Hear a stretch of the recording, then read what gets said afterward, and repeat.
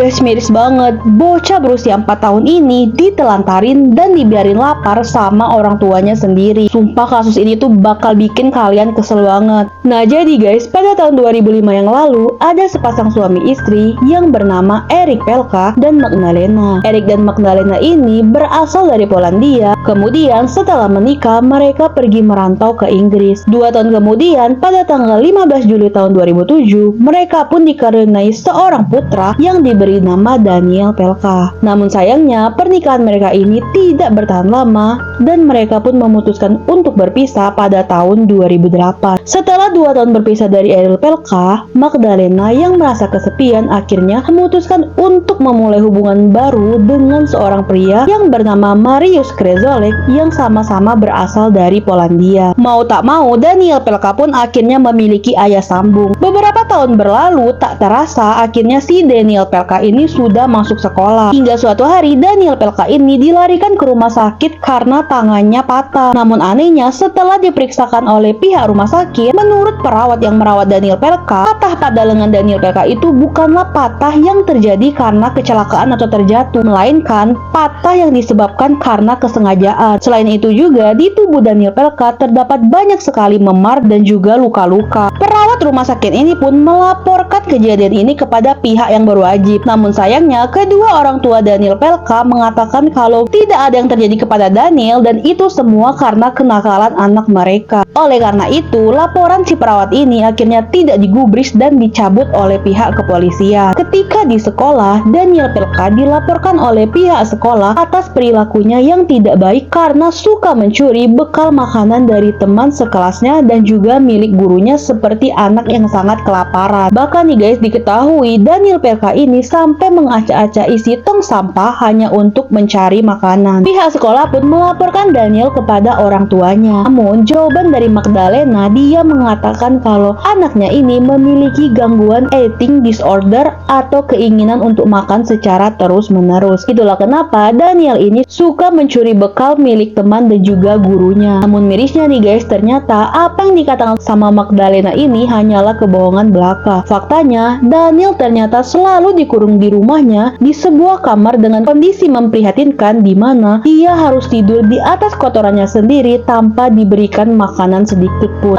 Daniel hanya diberi makanan sesekali, yaitu berupa nasi dan garam. Tak hanya dikurung dan jarang diberi makan, Daniel juga kerap kali mendapat kekerasan dari ibu dan ayah sambungnya. Mariusz dan Magdalena mengaku mereka melakukan hal tersebut sebagai hukuman untuk Daniel yang selalu terus-menerus meminta makanan pada mereka. Hingga akhirnya pada bulan Maret tahun 2012, Magdalena menelpon 911 dan mengatakan bahwa anaknya Daniel tidak sadarkan diri dan harus segera dilarikan ke rumah sakit. Dan pada pukul 4 dini hari saat telah tiba di rumah sakit, Daniel dinyatakan telah meninggal dunia. Karena meninggal dalam kondisi yang tidak wajar, pihak kepolisian pun melakukan otopsi terhadap jasad Daniel. Dan ternyata benar aja guys, ditemukan bahwa Daniel ini memiliki 22 luka berat di seluruh tubuhnya dan mengalami cedera otak di bagian kepala. Selain itu, tubuh Daniel hanya seberat 4 kg saja. Dan akhirnya terbongkarlah semua perbuatan jahat dan keji yang dilakukan oleh ibu dan juga ayah sambung si Daniel. Oleh karena itu, ibu dan ayah sambungnya dijatuhi hukuman penjara selama seumur hidup.